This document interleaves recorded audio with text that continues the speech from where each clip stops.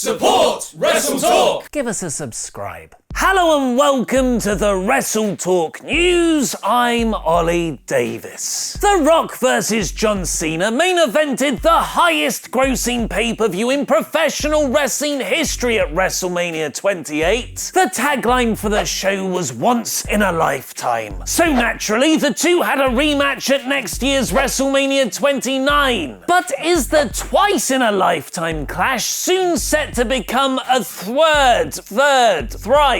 in a lifetime? Over the last several years, Cena has become an in-demand comedy cameo actor thanks to his scene-stealing performances in Amy Schumer's Trainwreck and Tina Fey's Sisters. His turns have been so well received, he's now getting lead roles, voicing the main character in animated children's film Ferdinand later this year, and making the transition to blockbuster action cinema by getting cast as a central role in Transformers spin-off Bumblebee. And it's that impressive body of work that's most likely put him in line for the new DC superhero movie Shazam. The comic book it's based on is about teenager Billy Batson who becomes Captain Marvel, the world's mightiest mortal, whenever he speaks the word Shazam. While the studio is still looking for an actor to play the teenage version of Billy, the hashtag show reports there are two frontrunners for the Captain Marvel role: Gallivant actor Joshua Sasse or 16-time WWE champion John Cena. Where this gets even more interesting is who's already been cast as Captain Marvel's arch nemesis Black Adam: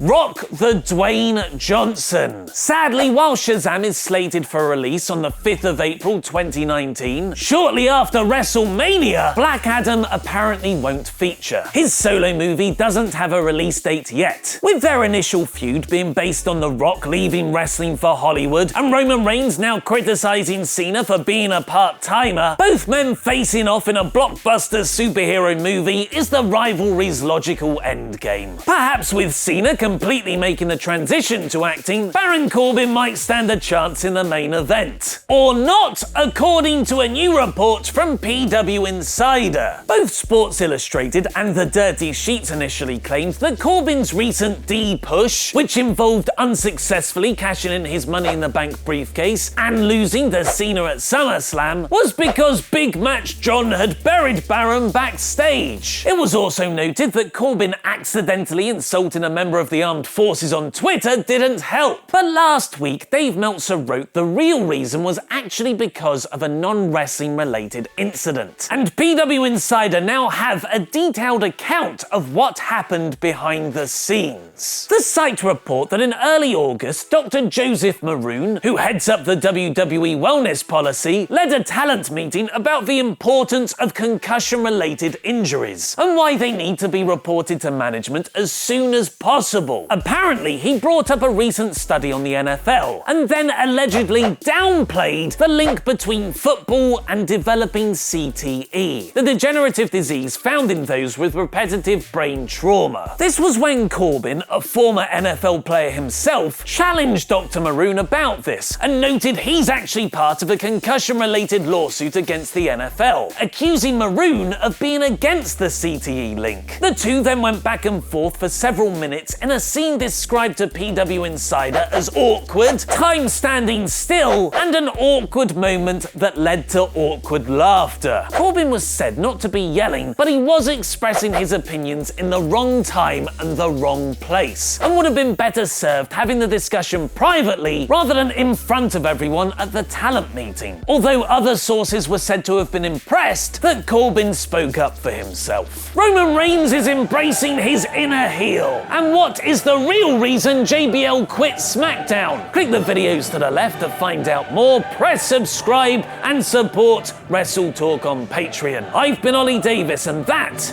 was wrestling.